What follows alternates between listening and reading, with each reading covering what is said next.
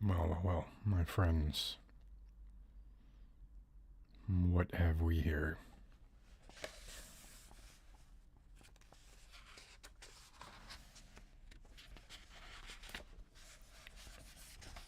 It would appear to be a first edition copy of the Advanced Dungeons and Dragons Player's Handbook. If you guessed that, maybe you guessed it from the text that said Player's Handbook and the chevron-looking thing that says Advanced D&D on it. Maybe that's what gave it away for you. Maybe not. I don't know you.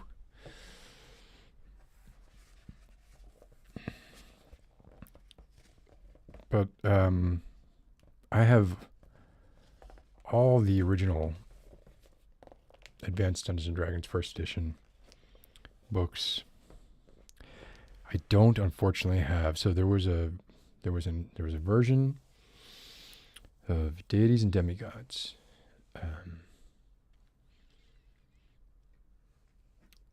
And they used to have a Cthulhu mythology in it, and I remember it. When I was a kid, I remember it.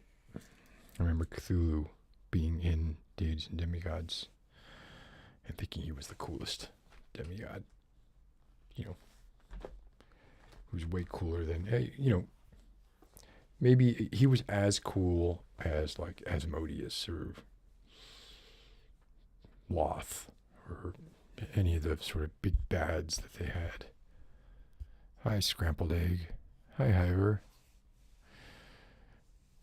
Oh, Cthulhu. Wow. Interesting. Coincidental, I promise you. As much as anything in life can be coincidental.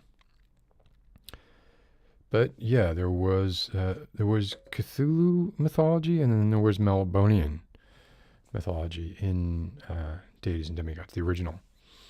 And Melbonian was Elric, the albino fighter with the sword that became, it was basically Black Razor. It was, a black hole in the shape of a blade.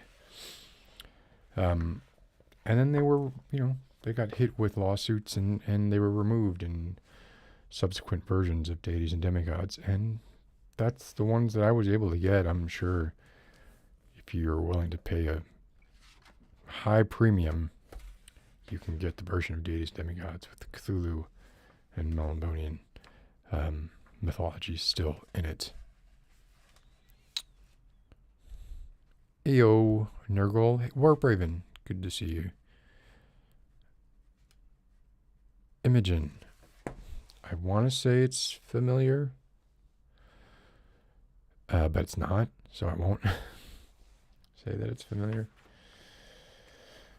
So I was perusing this because, not much to do tonight. The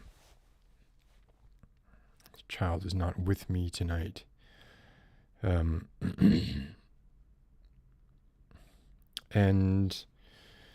reading it, and a couple things stood out to me. Like a couple things came back really clearly, really like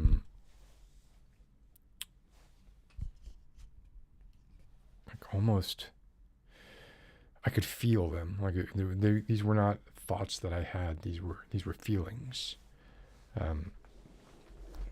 simultaneous with thought. But it was sort of like a oh, that's what that was, right? And I do remember, I had a very permissive mother, and my father died when I was very young. And I remember getting the Dungeons and Dragons books before these. They had the basic set and the expert set, not the advanced, just the regular. And they said, like, for players ages 11 to something. And I remember I was 10 or 9. I thought I was pretty cool for playing a game I wasn't supposed to play yet. Maybe it was 13. I forget what the age recommendation was for Dungeons and Dragons. But whatever it was, I came in a little bit under it. So there's a few things that came back to me as I was looking through this book. One was, so just like any rule books, right? This is carried on to this day, right? The text is in columns, which makes it far less intimidating for a new reader. There's a lot of spacing, a lot of separation between paragraphs. There's a lot of tables. Of course, Dungeons and Dragons, gotta have a lot of tables. A lot of like separation, a lot of little, just kind of goofy little drawings. I don't want to say goofy. I actually think they're quite charming.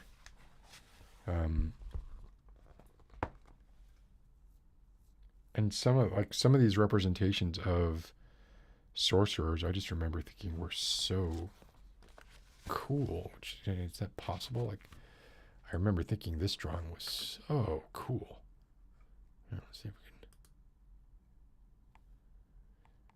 can. That guy with the crew cut, not the one in the front, obviously, the one destroying the castle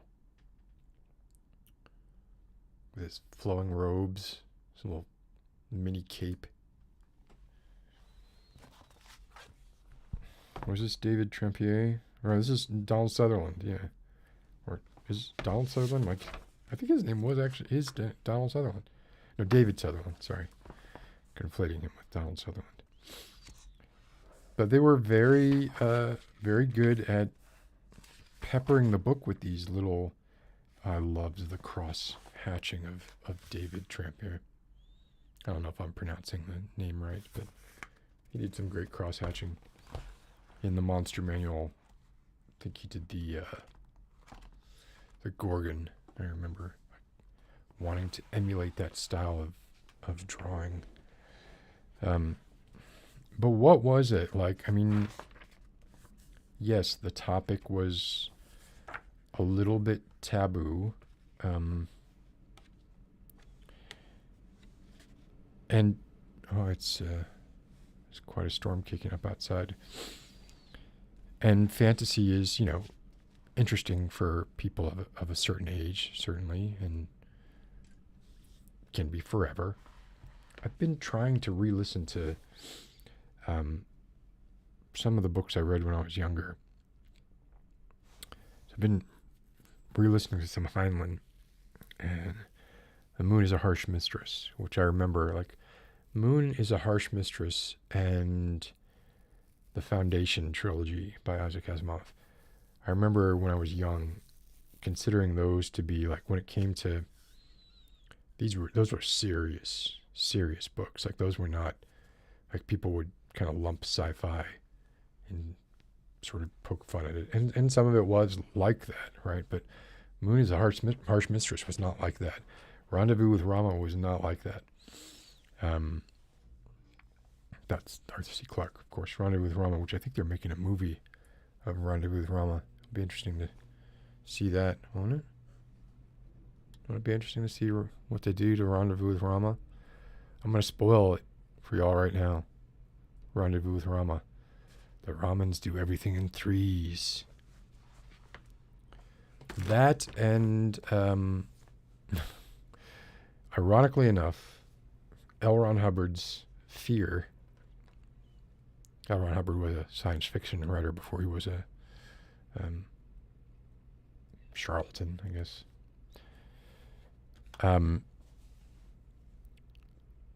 The end of Rendezvous with Rama and the end of Fear. Those two sci-fi books, I think, were like some of my first introductions to the twist. Kind of really stuck with me. With Rama was, of course, there's a spaceship going by Earth. We send astronauts out to investigate it. They discover what they can. Near the end, they have to leave before it gets so far out of orbit that they cannot return to Earth. And then one of the things they notice is the Ramans use redundant systems. And in threes. And I think one of the last lines of the book is, when they're leaving, they're sad that they're not going to get to study this race anymore. And then they remember the Romans do everything in threes. So I was like, oh, yeah, there's 2 more of them coming. I won't spoil fear, because that's more of a real twist. Although, do I want to encourage people to look into L. Ron Hubbard's early fiction writing career? I don't know. It was good. It was a good book, I think. Who knows if I read it now? Hi, Cody. Well, Cody, right, if you're going to play Dungeons and Dragons, a good dungeon master is the most important element. A good dungeon master can overcome bad players. If you don't have a good dungeon master, you're not going to have a good time of it. Echomancer, I remember you. I remember that PFP. Deadly Nightshade, how are you doing? Oh, I want to address something real quick. So this is a public live stream. And last week or the week before, I did some members only live streams. And I think there was a misconception, maybe there was, maybe there wasn't, that I was only going to live stream I was going to paywall off live streams. That's not at all what I'm doing. What I'm doing is, when I want to have a reason to live stream, right? Like a good reason. And maybe only do it every couple of weeks. If I'm just bored and maybe just kind of want to go live because I'm bored, but I don't really have any kind of agenda or a plan, then that's what will be possibly members. So that what you're missing out on are the poor quality live streams, because I don't want to spam the channel with a bunch of poor quality live streams.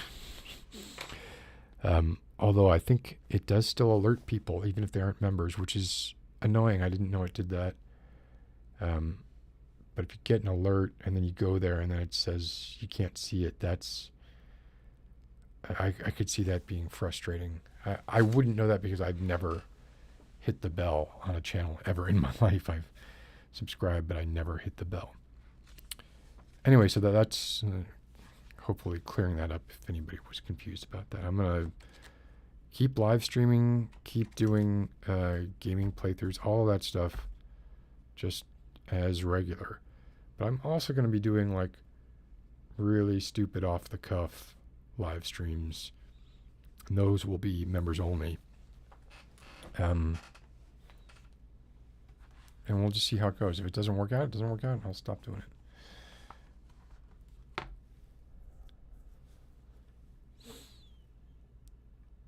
Hey Anna, how are you doing? Nurgle. Oh, I saw you, Nurgle. Sorry.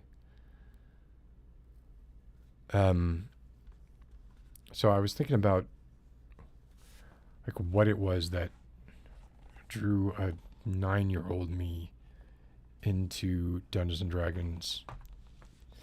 And it was a few things.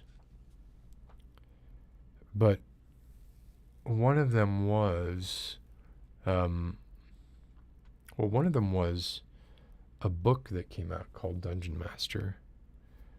It was about a kid named Dallas Egbert III who went to an Ivy League college that had steam tunnels beneath the campus. I thought it was MIT, but I don't actually think it was MIT. And he used to play Dungeons and Dragons, sort of LARP, in the steam tunnels underneath his university. And he disappeared, and there was a sort of mystery around it. And a book came out called Dungeon Master. I remember reading that. Although, now that I'm saying that, I must have already been into Dungeons and Dragons by the time I came out. Anyway, it's hard to know. Like, it's the accoutrements of the dice. It's got everything, right? It's got cool art. It's got, promises of adventure. It's got fixed rules that allow you to feel like you have some control over some part of your life.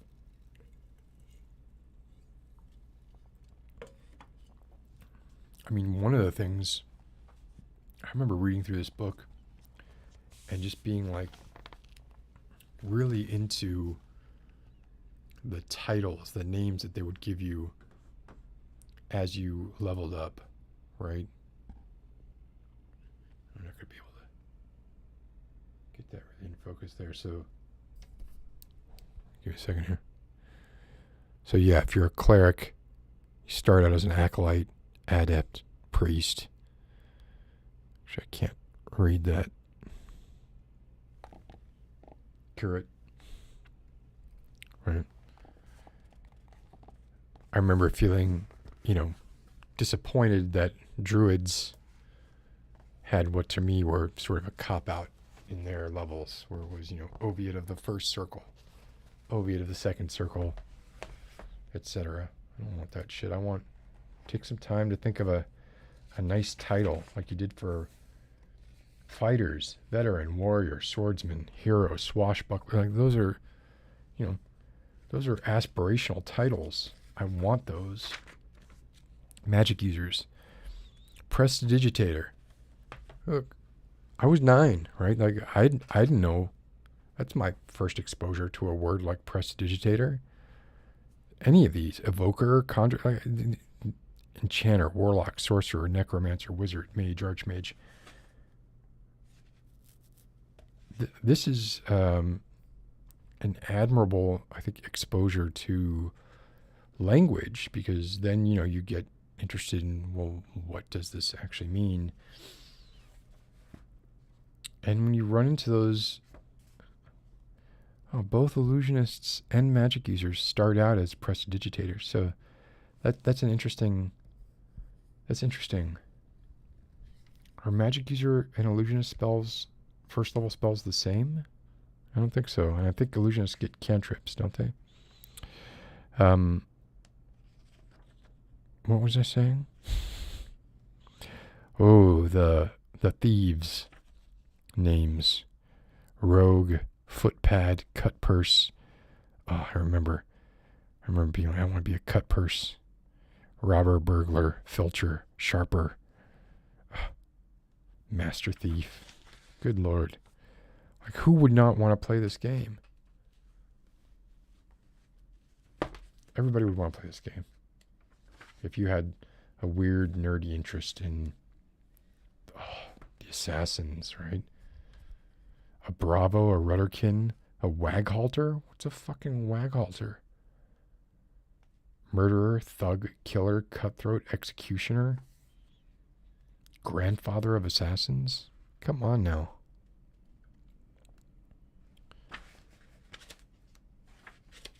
I loved all this shit, and you could be multi-class. Then you get into the list of spells. Now, I think it's much different now, but, back in the day, if you were a magic user, you studied your list of spells, and you got like 4 spells you could cast in a day. Once you cast the spells, you were worthless, right? So you wanted to hang on to that. Otherwise, you had your dagger that did 1 to 4 points of damage, a range of 2 feet. Until you got level 3 spells, right? And then you had fireball, and then everybody wanted to be your friend. Before then, you're creating light. You could do a shocking grasp, 1 shocking grasp. You run to another, you got 1 goblin, shocking grasp. I think the second goblin, I already did my shocking grasp. I don't have burning hands. No, I don't have cure light wounds. I'm not a cleric. What the hell are you talking about? And some of these spells, like, and you had to choose the spells. Like, lower water. You gonna pick lower water? Hold portal. I remember hold portal. Oh, Hiver. I meant more the content than the setup. Like this setup is so simple right now. Like this took a minute. It took more than a minute. It took a couple of minutes.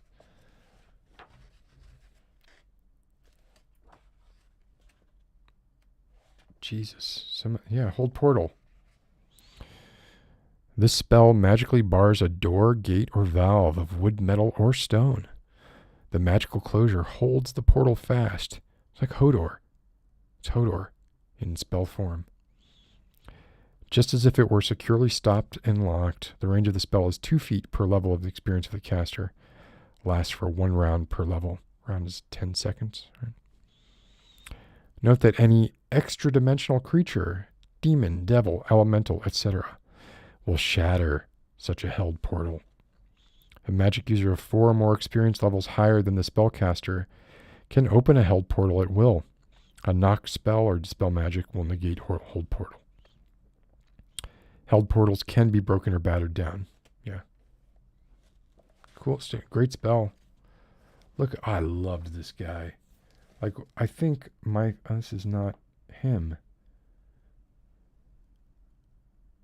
I would have sworn this was him. This looks like another Sutherland, I suppose, but Errol Otis was one of my favorite D&D artists. Like, look at this thing. This is not Errol Otis, but this looks like an Errol Otis drawing. We got flamboyancy. There's no fear in these drawings, right? These are some of these outfits would be better suited to bondage, S&M clubs. And we didn't fucking care. And we were held to account for not caring. You know, lightning bolt for me was I don't know, overhyped a little bit. You know, I preferred the nice blunt force of a fireball. But hey, chain lightning, like I remember chain lightning was very good. And then you get to wish, right? Wish, that could break a game. Wish was hard to deal with.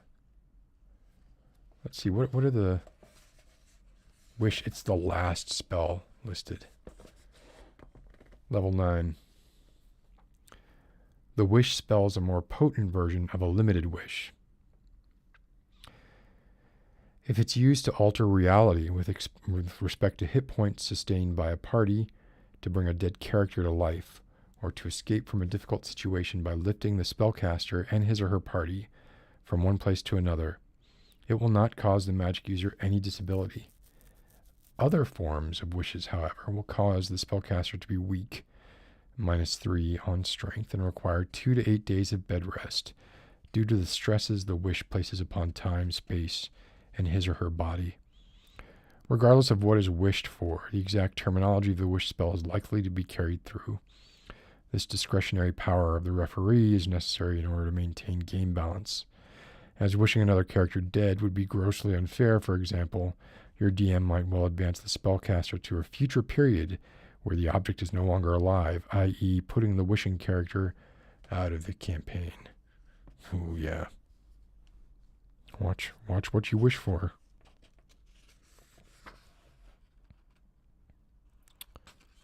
But what great, critical faculties this engenders in young people.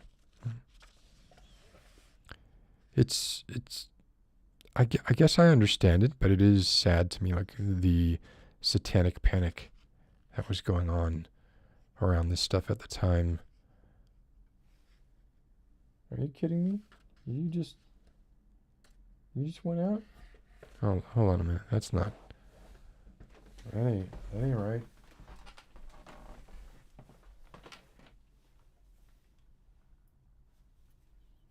86%. Got plenty of juice in you. What are you going on about?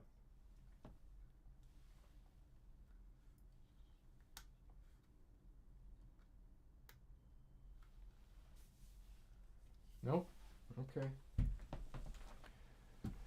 I guess we're not having a rim light for the remainder of this video. Stupid rim light.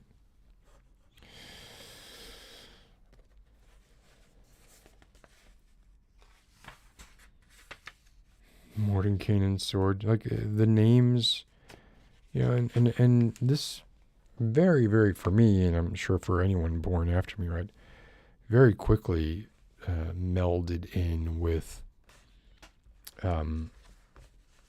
computer games. So, you know, this is around the time that, a little before, but within a couple years, Bard's Tale had come out. And then soon after that, the Gold Box series, Pool of Radiance, Curse of the Azure Bonds, etc. And they would, you know, just give these evocative names, like Tensor's Transformation. Who's Tensor?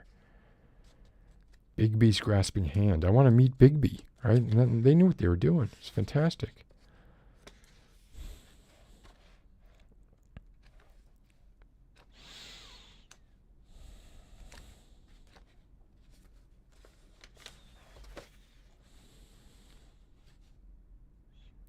Alignment? Come on. Come on. And who was not at least chaotic good? Chaotic good, chaotic neutral. Like, come on. I know if you were a paladin, right, you had to be, but you gotta be chaotic.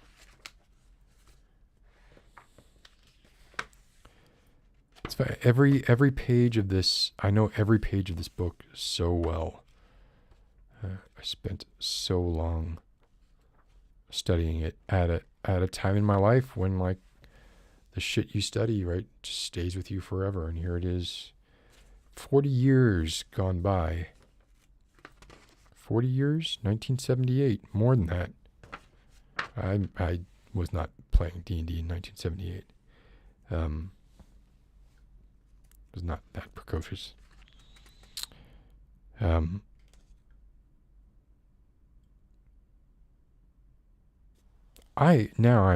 Wow. I feel really dumb. I've seen this 1,000 times, and this is the first time that I'm actually noticing. Like, to me, this was very much like a Tolkien-looking hobbit sitting atop his hobbit hole. I never noticed that was a six-sided die. That's a six-sided die. I've seen this thing 1,000 times. Never dawned on me.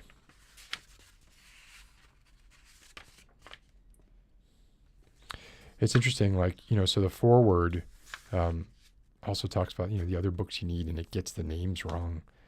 It calls deities and demigods gods, demigods, and heroes. There weren't heroes in deities and demigods. They restricted it to just deities and demigods. And look at that. This is what we have here is an ice demon and some bone demons. Looks like they're fighting probably a paladin, right? But I can tell you that's ice demon here, this one, or a frost demon impaled on the stalagmites. And this is the bone demon. Devil. Shit, not demons. These are devils. This paladin is fighting devils. Would not stand a chance. My first bag of holding? Good Lord.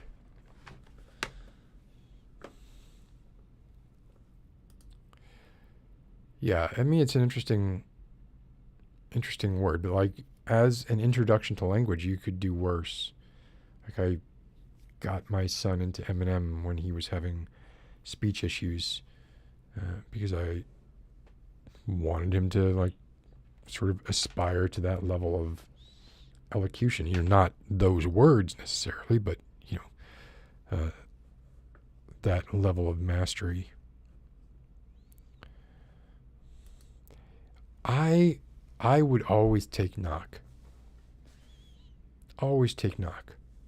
I took hold portal more than once, but that would be like I would have to know something beforehand. Like I would have to have an idea of what was happening. I was usually, like, to be fair, I was usually the dungeon master. And most of the people that I played Dungeons and Dragons with, in my youth, were people that I introduced it to. So it only made sense that, I would be the dungeon master. When I was older, and started to have adult friends that played Dungeons and Dragons, then I was not the dungeon master. I preferred to have fun. If you're playing Dungeons and Dragons, you can do one of two things. You can be a dungeon master, or you can have fun. Can't do both.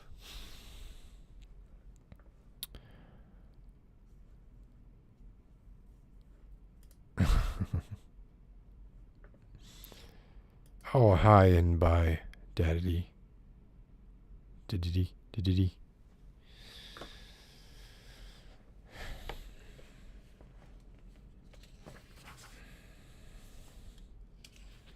I would love the idea of just like rolling for having, like, starting a character and having 20 gold pieces and 50 copper pieces, and then going into sort of a basic supply store and seeing, well, geez, I can afford 6 normal arrows. I might want to splurge on like 2 silver arrows just in case. You never know.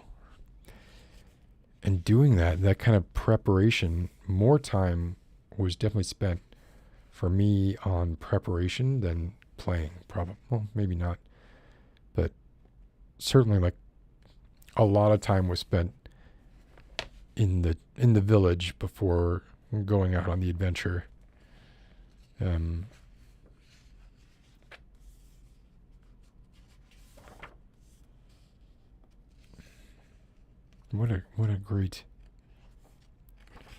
What a great spark for young imaginations. And the act of playing this game, so much is taught. Yeah, you don't get any physical benefit.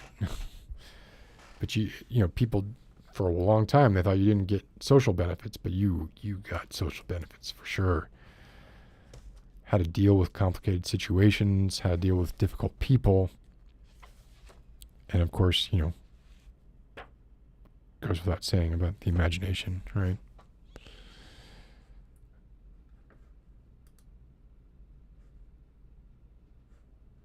Did I have a D&D character that I loved playing as? Yes, I did. His name was Burkalai, and it was only later that I discovered that Burke was a pejorative in England. I didn't know that. I just liked the way it sounded, Burkalai. And of course, he was multi-class. He was was he a magic user thief? Something like that, I think.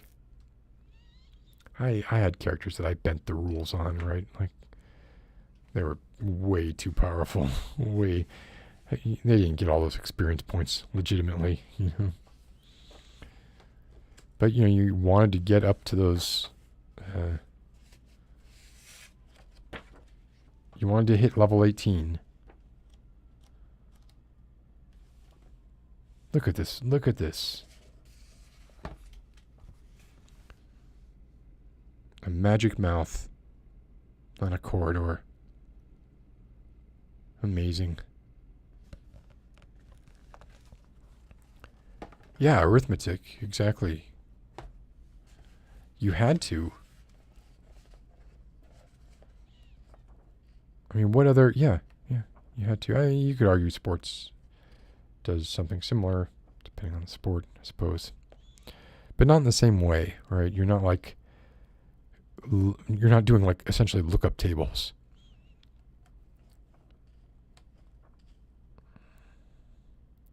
The material planes, the astral planes, outer planes.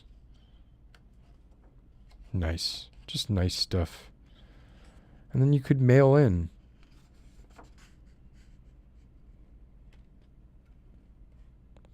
Jesus. Gen Con, America's premier game convention and trade show. Southeastern Wisconsin. To me, living in Miami, that might as well have been on the other side of the world. But I do remember always wanting to go to that. And the modules that, so this is right at the beginning, and they had these modules. They had the classics, right? The trilogy of the giant modules, setting of the Hill Giant Chief, the Glacial Rift of the Frost Giant Jarl, and the Hall of the Fire Giant King. Come on. A Fire Giant? Going up against a Fire Giant? And then Tomb of Horrors, White Plume Mountain, Expedition of the Barrier Peaks.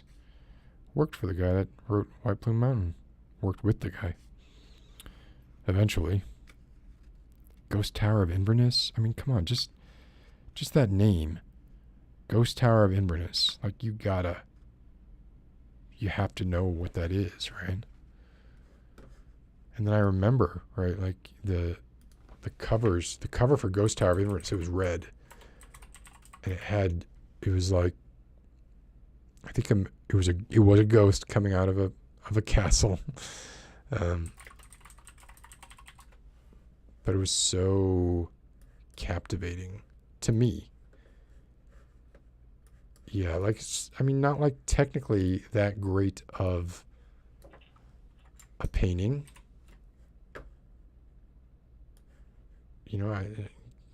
We have to at least be honest with ourselves there. But again, like, evocative, right? That looks like another Sutherland. I mean, look at that thing. It looks like the ghost from Poltergeist. The underwater fuzzy ghost from Poltergeist. And then, Tomb of Horrors.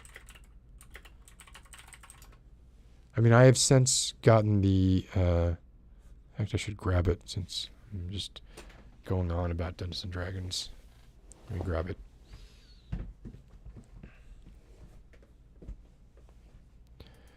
Oh, it's not that bad? Hey, Kit, by the way. Hello. I mean, idiot still kind of...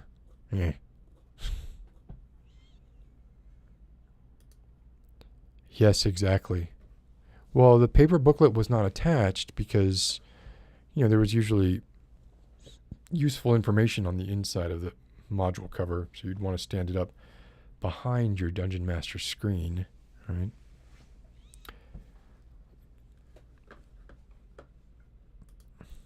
That's you. Did I ever play? Yeah, of course I played. Hold on. Let me go get my...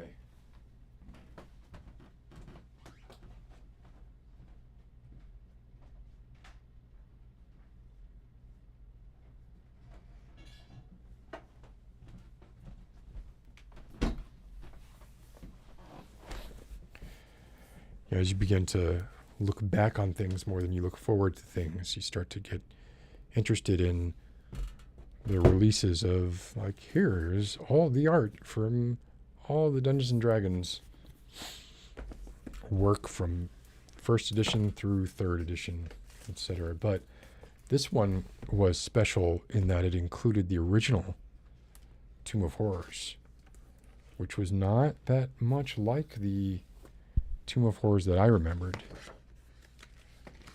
Oh, is it not in here? Did I take it out? I took it out. It's not here. Bad Scott. And here's the player's handbook painting.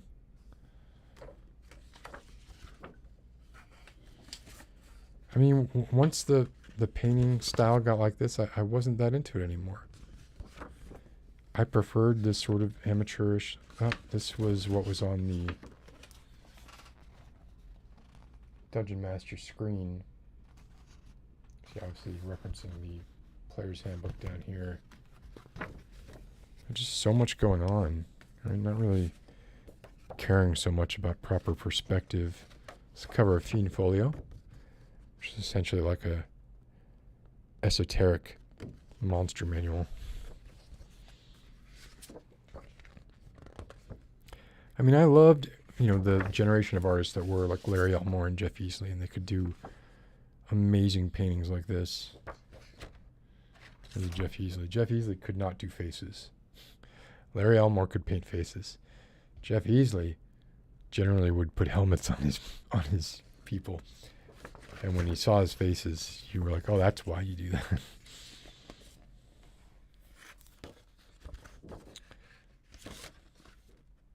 Like this, so simple. This is a Sutherland. I think this is the cover of Keep on the Borderlands, which was a basic. Oh, this is Jim Rosloff. Sorry. The basic module.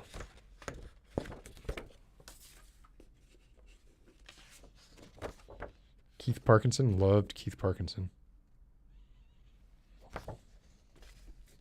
He died, I believe.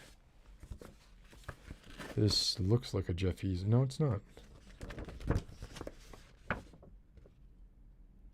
Oh, this is much later. This is 2016. Oh, this is actually pretty evocative. Like, I don't want to just say like all the later stuff was shit. Look at that giant's head.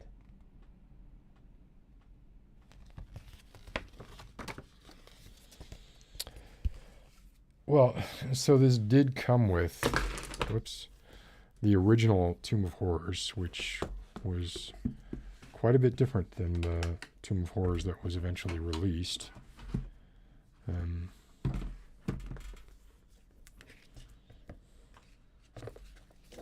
Village of Hamlet. Here he is, Errol Otis. He had such a strange. Errol Otis had such a bizarre style. It's amazing to me that, honestly, like that he was allowed to do as much of the art as he did. But I thought he did like great representations of, like, I don't even know what style to call this. This was on the cover of the basic set. I don't even know what do you call this style? It's like if you said like, hey, that guy sucks, I don't know that I could really argue with you. I don't think he does, but there's something amateurish about his stuff, but it is got so much style to it, and which was so interesting to me. Oh, hey, they have James Dallas Egbert III here. They have that bit. Yeah, you did the cover for Deities and Demigods? I'm in love with this stuff.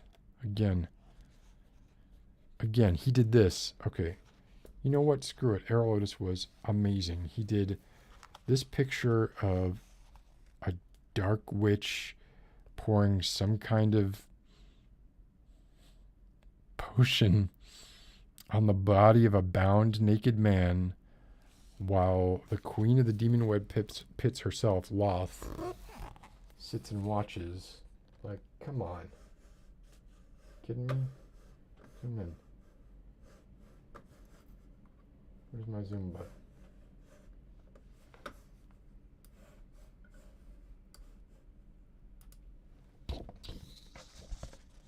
Come on, look at that.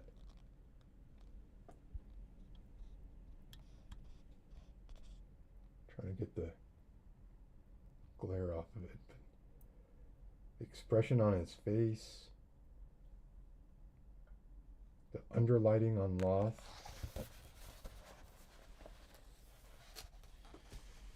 Amazing. To me, that evokes more than, even some of these lovely Elmore and Parkinson and Easley paintings. And I got really into Dragonlance. Love Raceland, of course. Like, was Raceland not everybody's favorite? Like this sickly, incredibly powerful wizard. Like if Gandalf had tuberculosis. Oh, I'm still zoomed in. Excuse me.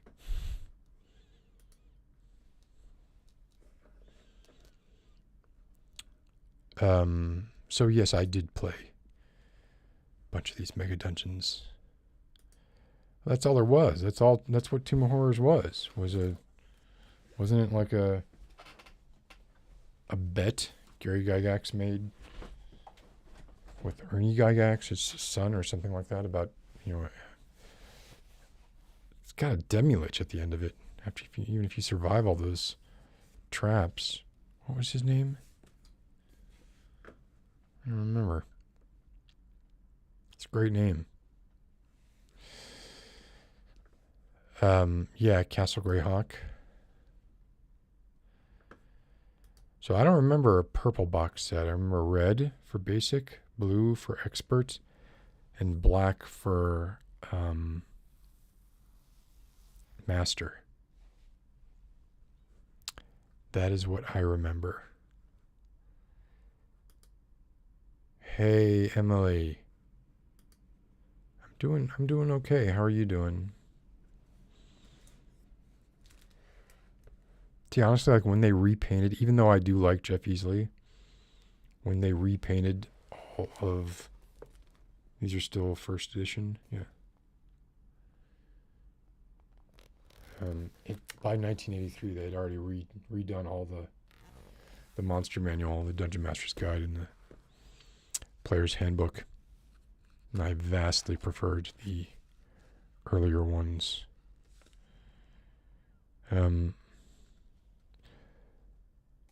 Oh, hold on. Okay. Well, this purple one, I can't read what it says. I do remember this painting. I don't remember much about.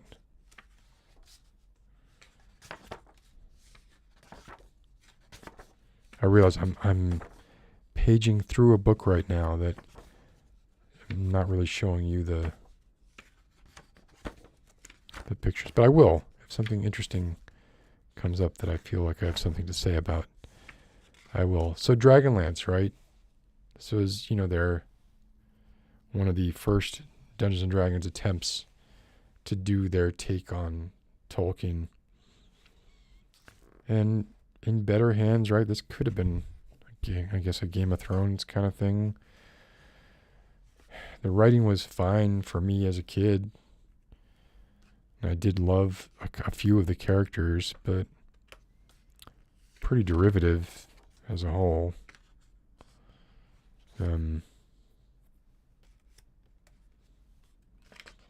I don't think I could get through it today. But I don't know if that's an indictment of it or an indictment of me. Dungeons and Dragons pinball machine.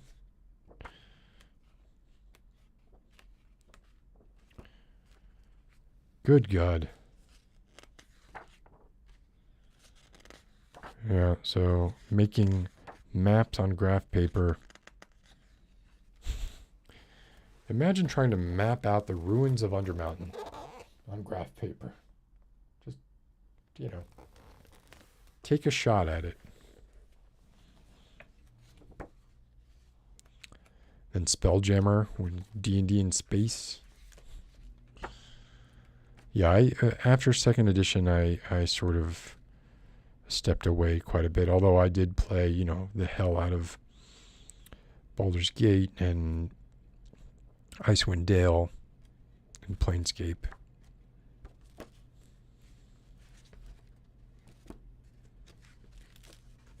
What a lovely way to be introduced to the ideas of fantasy. Because so much of it was just sort of left up to you, And maybe that's why I prefer the earlier illustrations. Like, part of what this book does is it shows the evolution of the artwork, in different editions of the books. The one I'm familiar with for the owlbear is this one. And it just left a lot up to the imagination, which I loved. You don't want to picture somebody else's idea of something necessarily, right? You want your own. Oh, Strahd playing Ravenloft. Fantastic. I'm going to have to spend some time going through this. I wish that I know I did not get rid of it. I know the Tomb of Horrors booklet is here somewhere, but it's not where it's supposed to be in the box. Not in the box.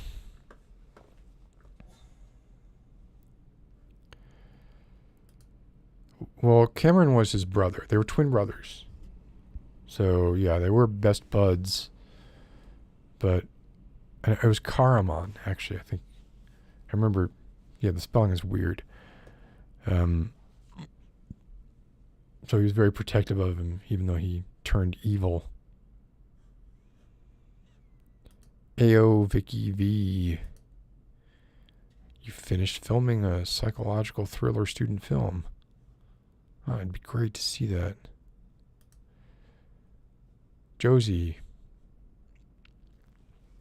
From the UK. Oh, that's very sweet. It still floors me to think that people fall asleep to my voice.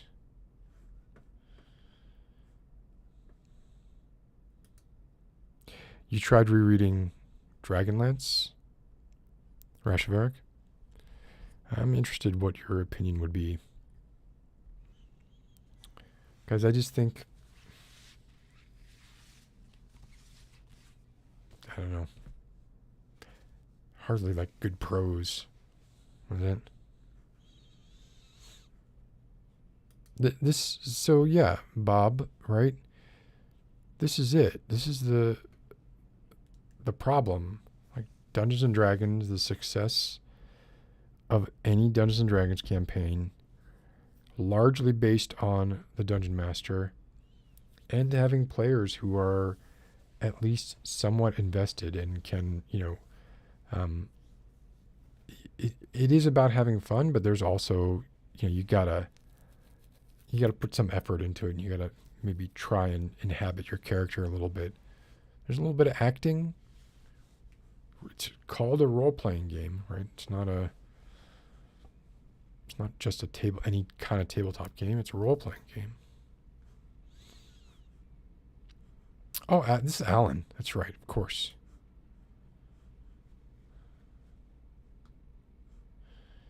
Hey, Alan. 7th grade when Dragonlance came out? Probably. I mean, that sounds right. And yeah, right, that was right on. And the twins got their own spin-off afterwards. Time of the Twins, Test of the Twins, War of the Twins. Cameron was not evil. Cameron was good. Raceland was evil. But Cameron loved his twin brother, Homebrew any monsters? Absolutely.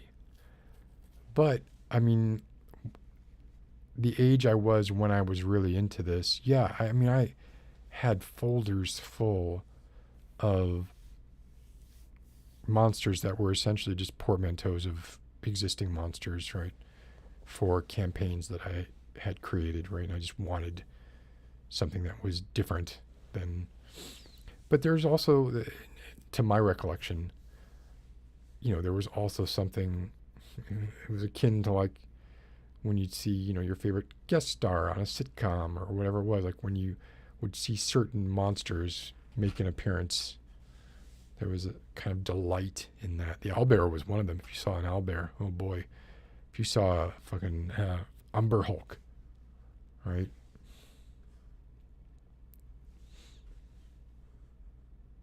Oh, thank you, Saya.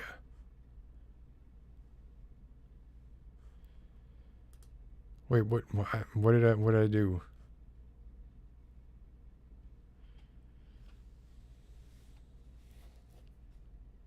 I mean, Raceland was evil from the jump. There's nothing surprising about that. Evil from the jump. And yet, he was the man. Most powerful human being in Kryn, which was the name of the world that Dragonlance took place in. With the exception, I think, of Fistandanalis, or Fizban, which was their Gandalf, right? Everyone had to have their Gandalf.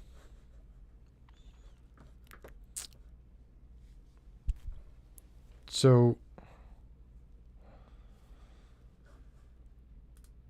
you're as old as me.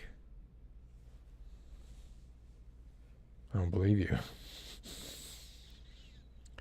I am. It is. Life has been horribly difficult by my standards the past few years, and the intensifying feeling that everything is just kind of falling away. I get this feeling. So when I was in game development, obviously you'd be in game development, you'd create these worlds and you do world building, and sometimes for fun you'd pull way back away, right? Just kind of get a look at what was going on, feeling like the world is kind of falling away from you. Get that feeling all the time. I was at work today, and it was all I could do to hold it together, and kind of not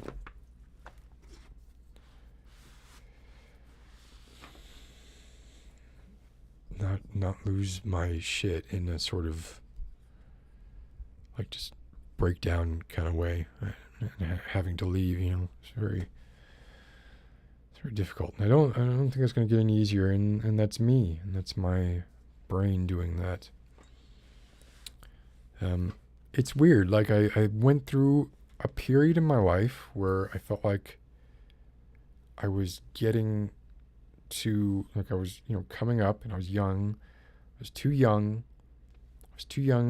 I was ambitious, but I was too young. I wasn't at the spot where you need to get, where you have mastery and you're sitting around here. To me, it was sort of like I was too young, and then it was just like an instant. Now I'm too old. Too young. Too old.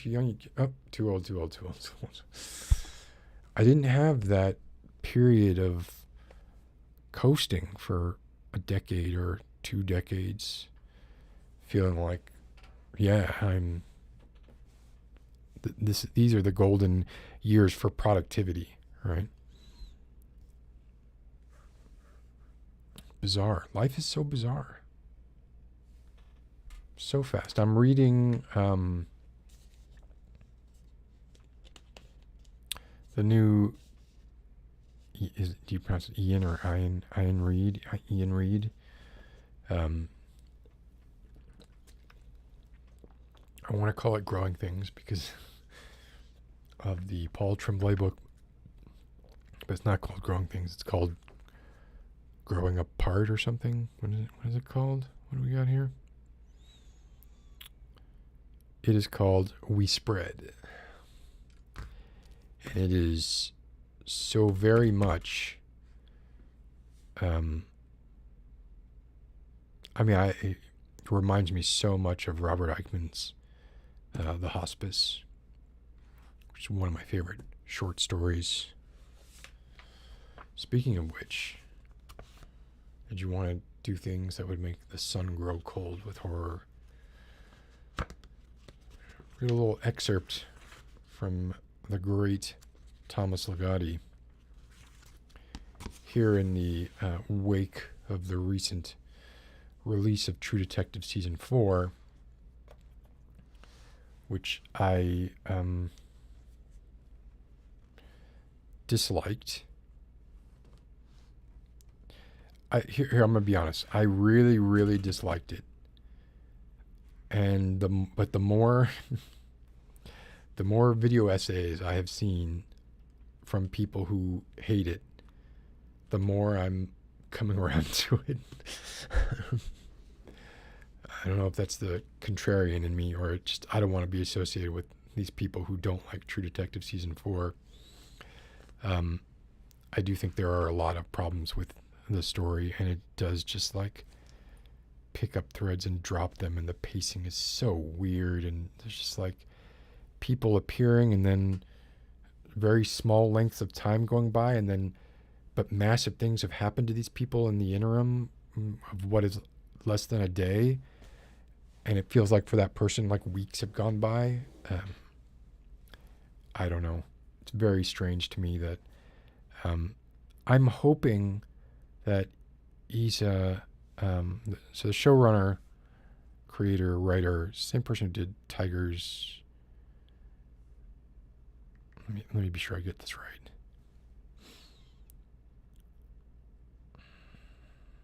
Isa Lopez. Look, I don't think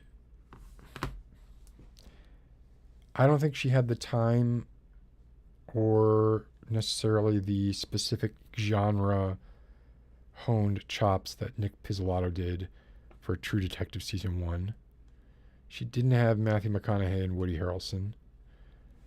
She's not the director that Cary Joji Fukunaga is. That's really clear.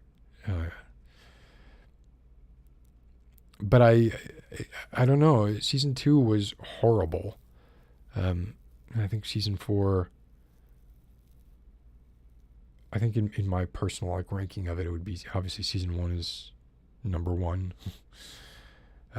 Season 3 and Season 4 sort of a toss up for me. But no, Season 3 is better than Season 4. Then Season 4 and then Season 2 is just terrible. Much like The Wire.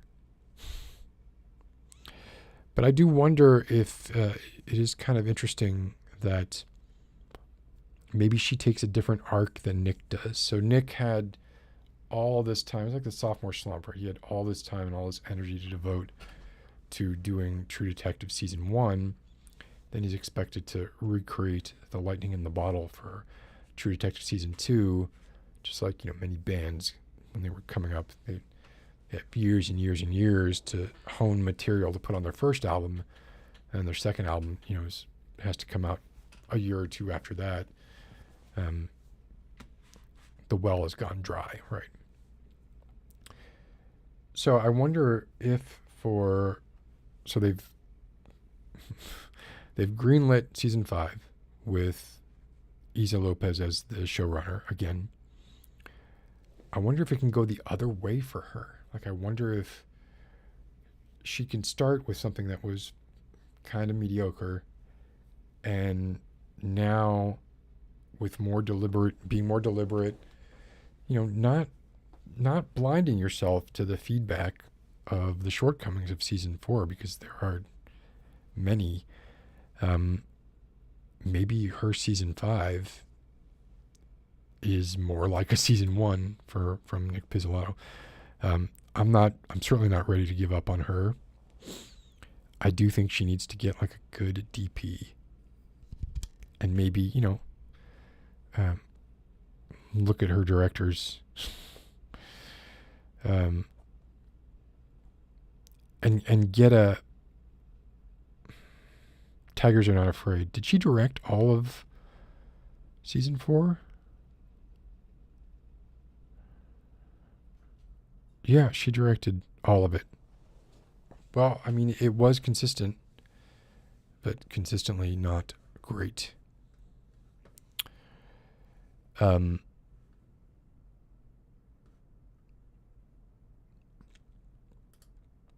had both knees replaced. Wow, it must be painful. Thank you, Vicky. Well, that is Thomas Ligotti. That is his notes on the writing of horror. But we know that Nick Pizzolatto just fully just lifted a lot of the ideas and even lines of dialogue that Russ Cole used in True Detective Season 1. So I don't want to give too much praise to Nick Pizzolatto either. Seems like a piece of shit. But then, everybody's a piece of shit. Richard Lewis died today.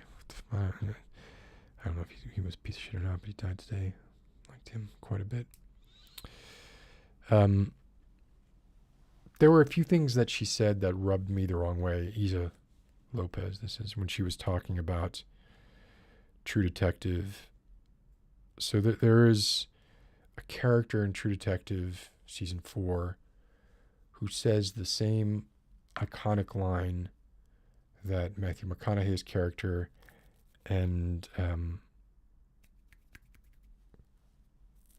the penultimate villain in Season 1 says, i.e., time is a flat circle, right? Time is a flat circle. Those two kids are going to be in that trailer again and again. We're going to be out there again and again. See, for us, it's a sphere. But for them, it's a circle. Anyway, he had a lot of good dialogue. But they not only do they say, you're in the night country, we're all in the night country now, which I laughed out loud when I heard that. They also have a character who says, time is a flat circle and we're all stuck in it, or something like that. And I read an interview about it where I think maybe she tipped her hand a little bit too much, because she said, I knew it had to be a scientist who said it. So immediately that says to me, like, she had decided, like, I want someone in this to say time is a flat circle, which does not seem very organic. It seems very much like blatant, not good fan service. So she knew from the jump that somebody was going to say time is a flat circle. She just had to find out who. And yeah, a scientist says it, but the context is so bizarre and just kind of out of left field. And I don't know how many times they would cut to an image of something forming a crooked spiral and give that sting, like, just kept doing that over and over again. I don't know. I felt like, had that just been a series called Night Country, and there'd been like a couple of minor changes to it, I would have been like, hey, this thing shows promise, as a season 4 of True Detective. I don't know. Let's see what happens with season 5. Let's hope she sort of just says, screw all this, like, dude, the world is a big place, right? Rose's ex does not have to be Rust Cole's dad. That was so weird. So bizarre. And I was personally put off by the appearance of ghosts. But I do think that, like, that could be explained by these ghosts appeared in the minds of the people who were seeing them. And I know some of them were shared. But some of the person's personal backgrounds and stories were shared, like the idea of the oranges coming back to you. And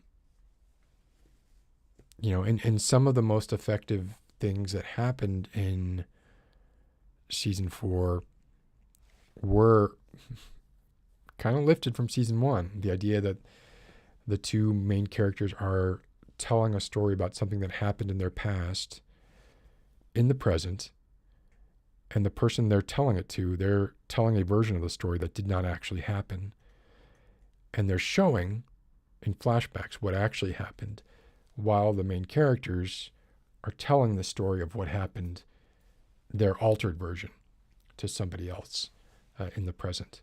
It's the same thing that Russ Cole did when he was talking to the board after they shot up that meth lab in the middle of nowhere, saying, we got to make this right. Oh, hey, Dave Norton. England's late over there, huh? Late. It's later than we think, everywhere.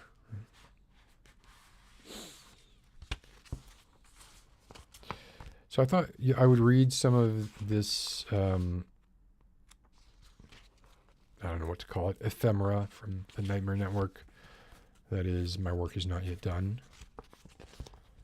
A classified ad. Like this book it's sort of a collection of related short stories and possibly, I guess, one novella about the evils of corporatism. So classified ad 1. A multinational corporation is dreaming. We are an organization of more than 100,000 souls, full-time, and are presently seeking individuals willing to trade their personal lot for a share in our dream. Entry-level positions are now available for self-possessed persons who can see beyond the bottom line to a bottomless realm of possibilities. Our enterprise is now thriving in a tough global marketplace and has taken on a life all its own. If you are a committed, focused individual with a hunger to be part of something far greater than yourself, our door is now open.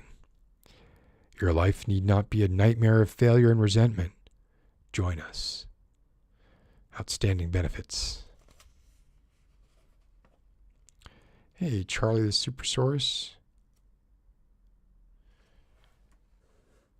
Oh, couldn't have said this better. It's all freaking crazy. And to top it off, my rim light just conked out. Let me try one thing real quick before giving up entirely.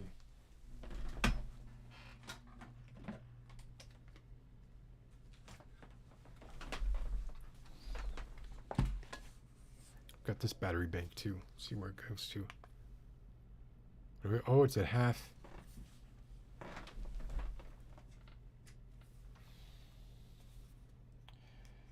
I originally loved these aperture lights, but they do have battery issues. And after you use them a while, so it's these. Here, I'll show you in a second.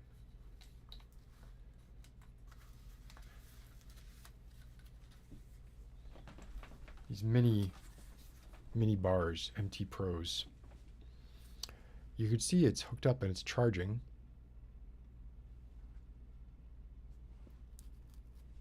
It's hooked up to a battery, an external battery here, but it won't turn on.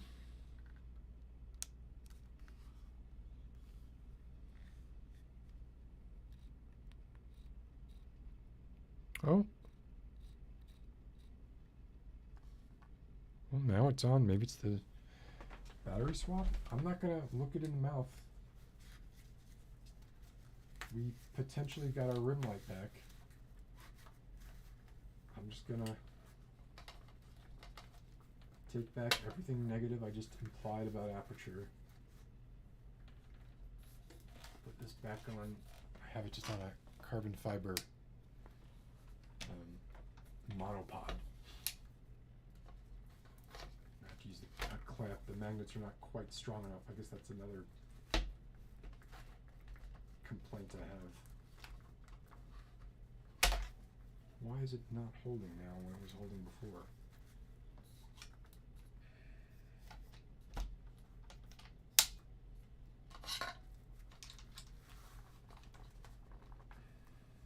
All right. Oh, look at that. We're good. We're back in business. So much better. I feel so much better having this side of my face illuminated with golden light. Have I shown off my camera to you all? Medium format. Medium format camera. Look at the size of this thing. Look at that sensor. It's a freaking huge sensor. It is amazing, the pictures that I take with this thing. And then what I can do with them. In fact, I think I can show you all a little example. Oh, that might be fun. Actually, this might be something I like.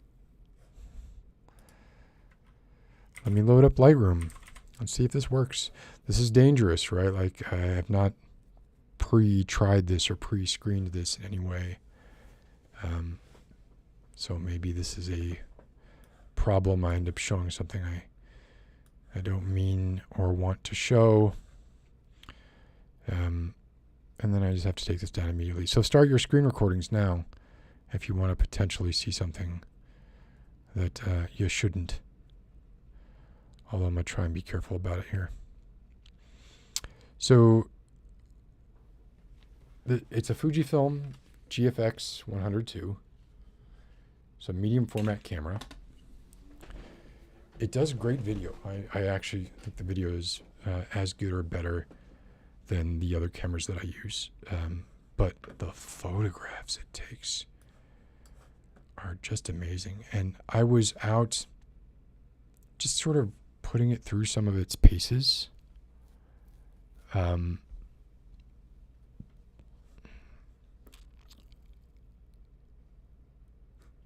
Exactly, Kit. Hello, Isha-chan. Isha-chan. I'm working on this, Charlie. So I'm working on this. I want, yeah, there will be a place where I do that.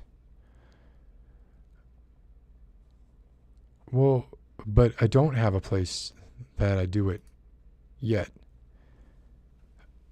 I do have a Squarespace space that I'm working on to have that stuff. Maybe I mentioned that on my channel. I don't recall if I did or not. But anyway, so one of the great things about this camera is the dynamic range. It has a huge amount of dynamic range. So, and a large amount of, it's 100 megapixels per image. So what you can do is, I don't need this upgrade reminder every time I fucking load this. You can take pictures that are really wide shots with horrible lighting, very, very less than ideal lighting.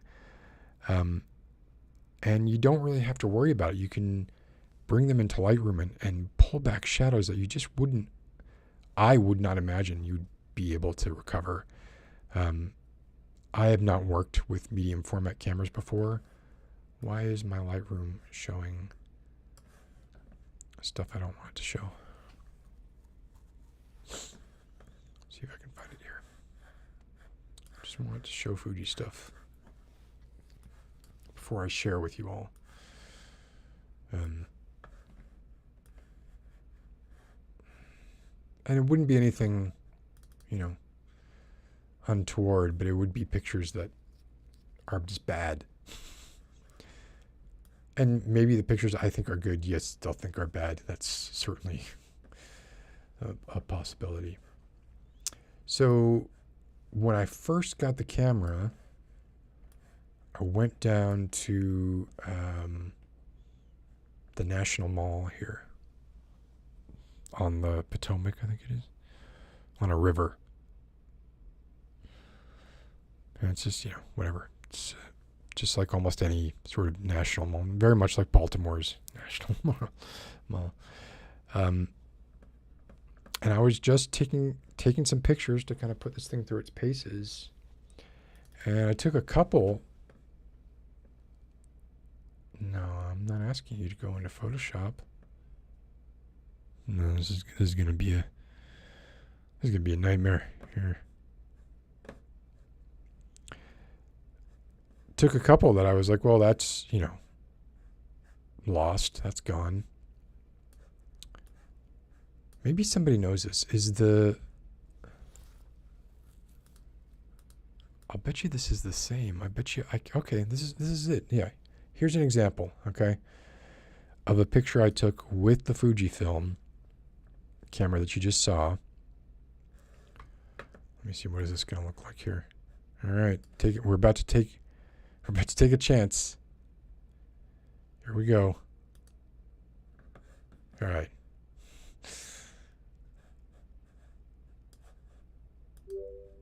Whoops. All right. So, I don't know. I was walking along the mall and there was this interesting car and I just like quick snapped a picture of it. And then I was like, oh, well, that picture sucks. Like, there's way too underexposed. What am I going to be able to do with that? Turns out, man, the dynamic range on this camera is such that just that information is all there. I mean, it's just all there. You just bring all the light back you want. Bring those highlights back down. And boom. I mean, I hate this kind of HDR look, but, if I were going for something like that, it kind of looks like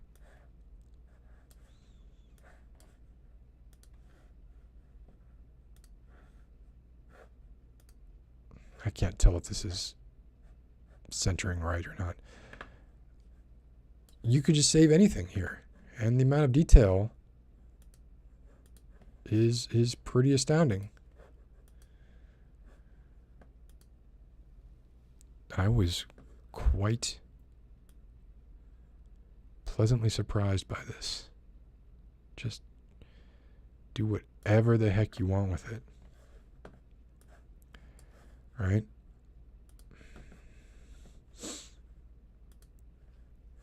And it doesn't end there. Let's see. Let's pop up another one.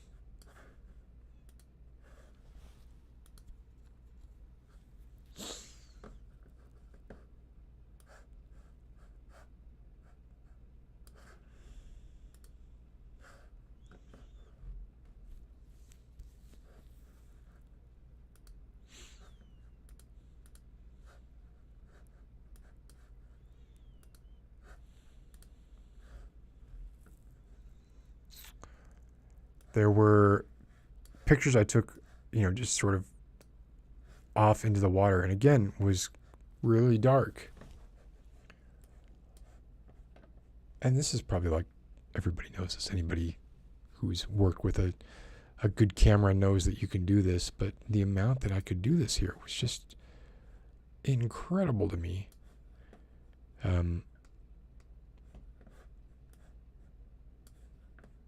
So I had this, what image here is a good example? Nah, that's crap. See, an image of the Ferris wheel. How about that? How about a Ferris wheel image?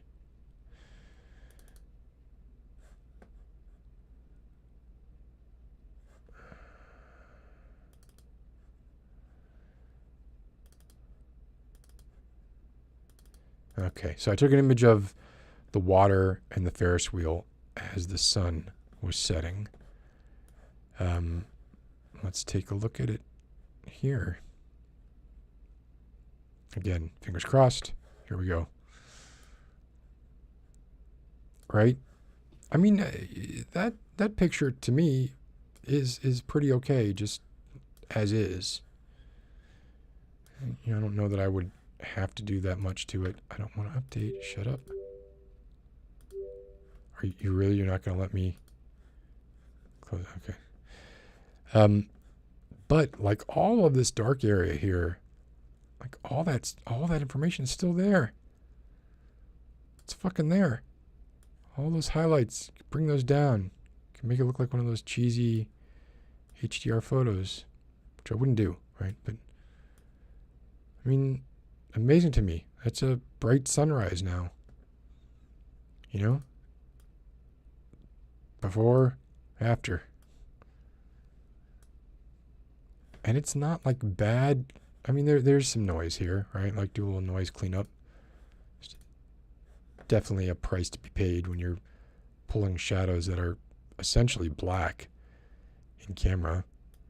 But I don't even mind the noise. I never have really minded noise, to be honest with you, as long as it's organic looking noise.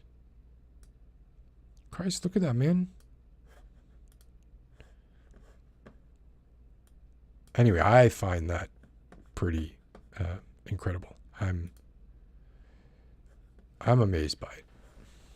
May not be amazing to others, but it makes it so that, much like audio recording, and I love that just generally these things are going in this direction where you can just kind of be like, take the picture, hit the record button. We've got 32-bit float on this audio, so you don't have to really check the levels. Just hit record and you can fix it later. See that picture? Take it. Set your shutter speed so that you get it sharp, and then the rest of it, take care of in post. Take care of it in post. And I'm not like one of those offload everything in post. If possible, it'd be nice to get things right in camera. And of course, like if you're worried about noise, right, and you want your noise to be as low as possible, then you want to get it as close to right as you can. But even the high megapixel count, without having like it's super packed in for the photo sites, allows you to take really wide pictures and then just decide that you want it to be a close-up of anything in that frame, to a very real degree. I don't mean like, I recorded this video in 4K so you can show it in 1080p and just go here and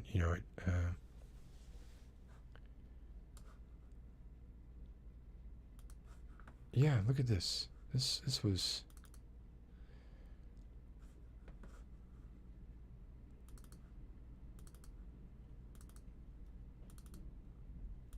wow, it is really going crazy here right now.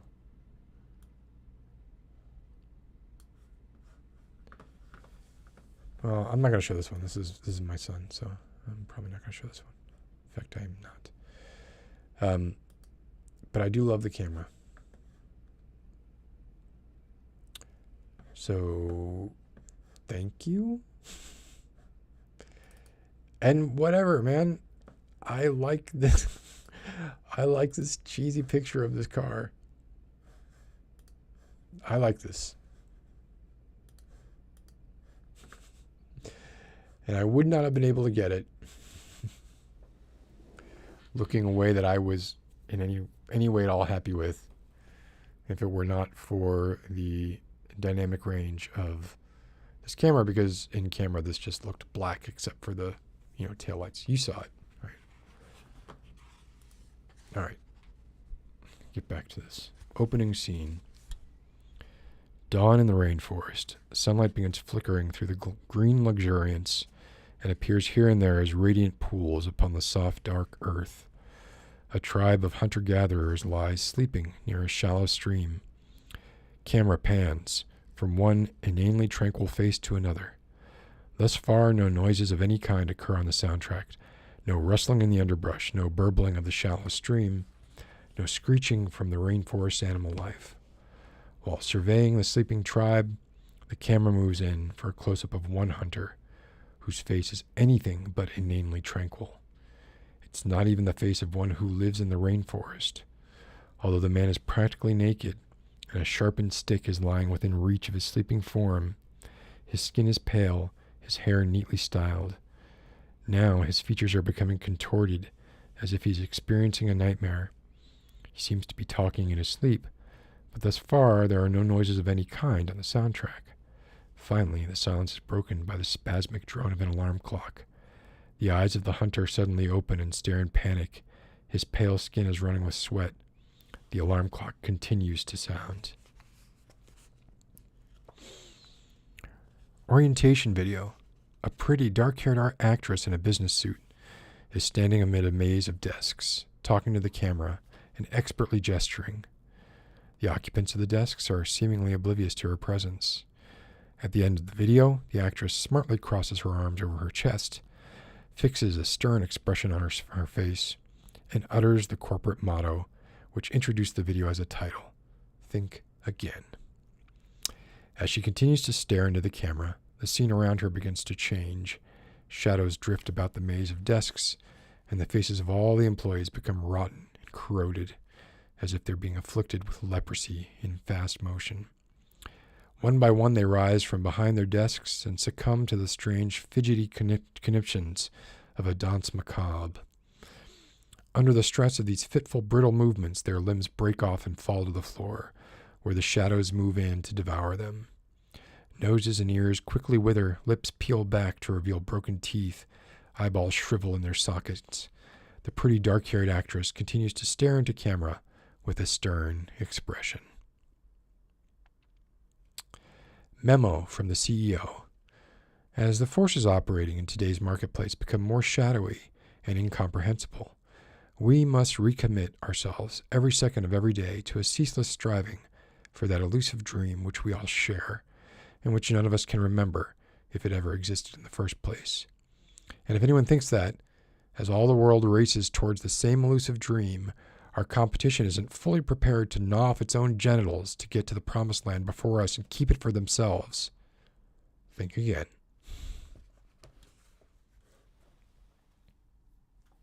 That Thomas Ligotti,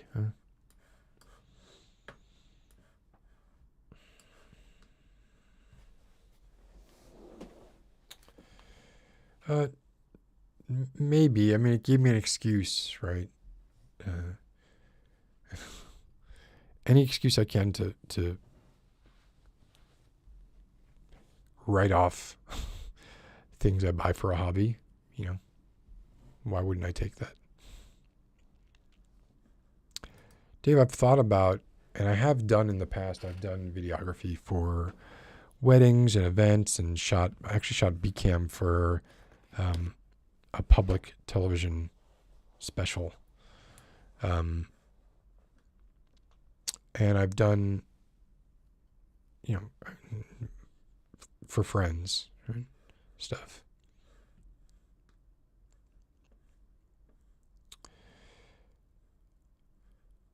Yeah, you don't. I don't.